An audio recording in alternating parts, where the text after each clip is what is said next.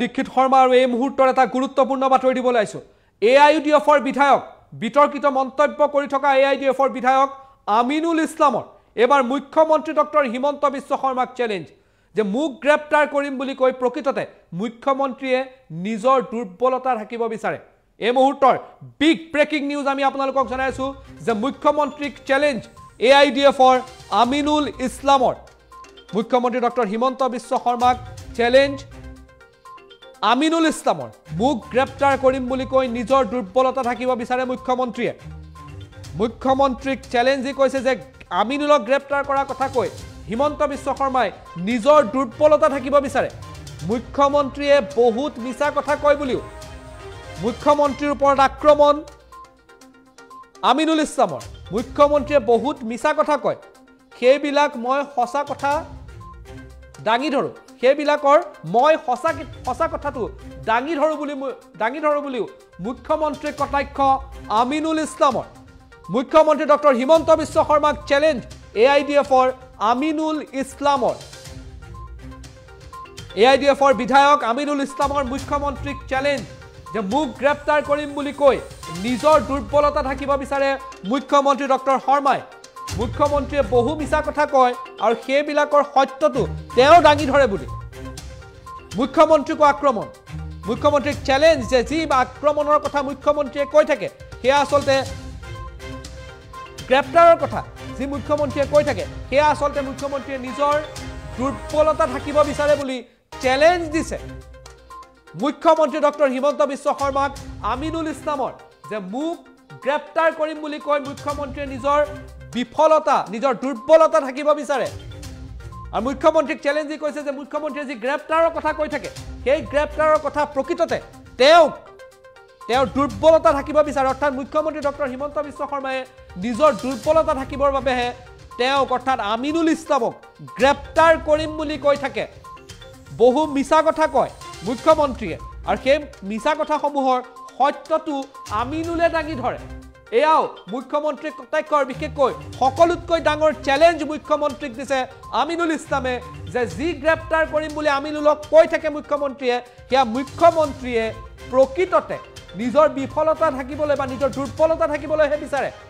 আৰু ক'ৰবাত নহয় ক'ৰবাত মুখ্যমন্ত্ৰীৰ কথাত তেওঁ প্ৰশ্ন চিহ্ন উত্থাপন কৰি কৈছে যে ক'ৰবাত চ্যালেঞ্জ যদি কৈছে যে গ্ৰেপ্তাৰ কৰিব পাৰে যদি কৰক, এনেধৰণৰ এটা ভাবো আমিনুল ইছলামৰ ভাষ্যত প্ৰকাশ পাইছে মুখ্যমন্ত্ৰী ডক্টৰ হিমন্ত বিশ্ব শৰ্মাৰ বিৰুদ্ধে। মন্তব্য আগবঢ়াইছো কি ক'লে আমিনুল ইছলামে।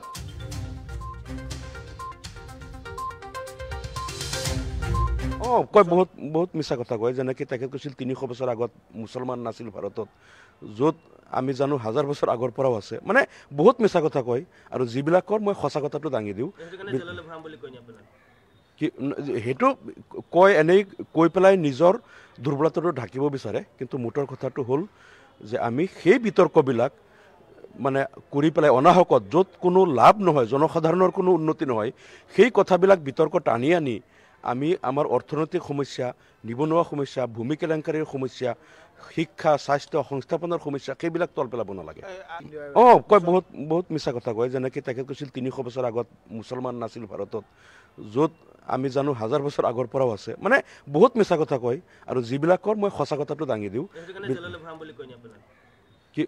সেইটো কয়, এনেই কৈ পেলাই নিজৰ দুৰ্বলতাটো ঢাকিব বিচাৰে। কিন্তু মুঠৰ কথাটো হ'ল যে আমি সেই বিতৰ্কবিলাক মানে কৰি পেলাই অনাহকত য'ত কোনো লাভ নহয়, জনসাধাৰণৰ কোনো উন্নতি নহয়, সেই কথাবিলাক বিতৰ্ক টানি আনি আমি আমাৰ অৰ্থনৈতিক সমস্যা, নিবনুৱা সমস্যা, ভূমি কেলেংকাৰীৰ সমস্যা, শিক্ষা, স্বাস্থ্য, সংস্থাপনৰ সমস্যা সেইবিলাক তল পেলাব নালাগে।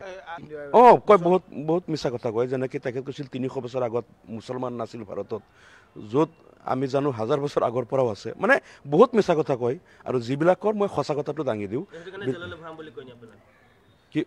সেইটো কয়, এনেই কৈ পেলাই নিজৰ দুৰ্বলতাটো ঢাকিব বিচাৰে। কিন্তু মুঠৰ কথাটো হ'ল যে আমি সেই বিতৰ্কবিলাক মানে কৰি পেলাই অনাহকত য'ত কোনো লাভ নহয়, জনসাধাৰণৰ কোনো উন্নতি নহয়, সেই কথাবিলাক বিতৰ্ক টানি আনি আমি আমাৰ অৰ্থনৈতিক সমস্যা, নিবনুৱা সমস্যা, ভূমি কেলেংকাৰীৰ সমস্যা, শিক্ষা, স্বাস্থ্য, সংস্থাপনৰ সমস্যা সেইবিলাক তল পেলাব নালাগে।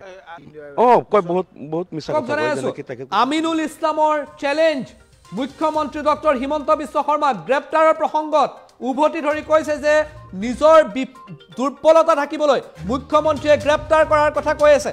এয়া আমিনুল ইছলামৰ কৰবাত নহয় কৰবাত মুখ্যমন্ত্ৰীকে আকৌ আওপকীয়াকৈ চ্যালেঞ্জ যে তেওঁ যি গ্ৰেপ্তাৰৰ কথা কৈ থাকে সেই গ্ৰেপ্তাৰৰ আচলতে মুখ্যমন্ত্ৰীয়ে নিজৰ দুৰ্বলতা থাকিব বিচাৰে, বহু মিছা কথা কয় বুলি অভিযোগ। আৰু সেই মিছা কথাবোৰৰ সত্যটো আমিনুল ইছলামে দাঙি ধৰে বুলি মুখ্যমন্ত্ৰীৰ কটাক্ষ আমিনুল ইছলামৰ। কিন্তু সকলোতকৈ ডাঙৰ খবৰটো যে মুখ্যমন্ত্ৰীয়ে যি গ্ৰেপ্তাৰৰ কথা কৈছিল, মুখ্যমন্ত্ৰীয়ে কৈছিল যে কামাখ্যাৰ প্ৰসংগত যি আমিনুল ইছলামে মন্তব্য কৰিছিল সেই খবৰত কৈছিল যে এনে কথা কৈ থাকিলে জেলত যাব লাগিব আমিনুল। সেই প্ৰসংগৰে উত্তৰত আজি মুখ্যমন্ত্ৰীকে চ্যালেঞ্জ দিলে যে নিজৰ বিফলতা বা নিজৰ দুৰ্বলতা ঢাকিবৰ বাবে মুখ্যমন্ত্ৰীয়ে সেই কথা কয়, গ্ৰেপ্তাৰ কৰিব নোৱাৰে বুলি আওপকীয়াকৈ মুখ্যমন্ত্ৰীকে চ্যালেঞ্জ দিলে বিতৰ্কিত AIDFৰ বিধায়ক আমিনুল ইছলামে। আমিনুল ইছলামৰ এই মুহূৰ্তৰ সকলোতকৈ ডাঙৰ খবৰ দি আছো যে আমিনুল ইছলামে মুখ্যমন্ত্ৰী ডক্টৰ হিমন্ত বিশ্ব শৰ্মাক চ্যালেঞ্জ দি কৈছে যে আমিনুলক গ্ৰেপ্তাৰ কৰিম বুলি কোৱা প্ৰসংগটো প্ৰকৃততে আমিনুল ইছলামক মুখ্যমন্ত্ৰীয়ে নিজৰ দুৰ্বলতা ঢাকিব বিচাৰে আৰু সেইবাবে আমিনুলক গ্ৰেপ্তাৰ কৰিম বুলি কৈছে। এই মুহূৰ্তৰ বিগ ব্ৰেকিং নিউজ আমি আপোনালোকক জনাই আছো যে মুখ্যমন্ত্ৰীক চ্যালেঞ্জ ঢিঙৰ বিতৰ্কিত AIDFৰ বিধায়ক আমিনুল ইছলামৰ যে বহু মিছা কথা কয়, সেই মিছা কথাৰ সত্যটোত আমিনুল ইছলামে দাঙি ধৰে আৰু মুখ্যমন্ত্ৰীয়ে তেওঁক যি গ্ৰেপ্তাৰ কৰিম বুলি কৈছিল সেয়া আচলতে মুখ্যমন্ত্ৰী ডক্টৰ শৰ্মাই নিজৰ বিফলতা ঢাকিবৰ বাবেহে বা নিজৰ দুৰ্বলতা ঢাকিবৰ বাবেহে সেই কথা কৈ আছে। এই মুহূৰ্তৰ সকলোতকৈ ডাঙৰ খবৰ যে মুখ্যমন্ত্ৰীক চ্যালেঞ্জ আমিনুল ইছলামৰ, ঢিঙৰ বিতৰ্কিত বিধায়ক আমিনুল ইছলামৰ মুখ্যমন্ত্ৰীক চ্যালেঞ্জ যে মুখ্যমন্ত্ৰীয়ে তেওঁক যি গ্ৰেপ্তাৰ কৰিম বুলি কয় সেয়া আচলতে মুখ্যমন্ত্ৰীয়ে এনেই কয় আৰু নিজৰ বিফলতা, নিজৰ দুৰ্বলতা থাকিবৰ বাবে মুখ্যমন্ত্ৰীয়ে এনে ধৰণৰ কথা কয়। এই মুহূৰ্তত পুনৰ আগবঢ়াইছো আমিনুল ইছলামৰ এই মন্তব্য।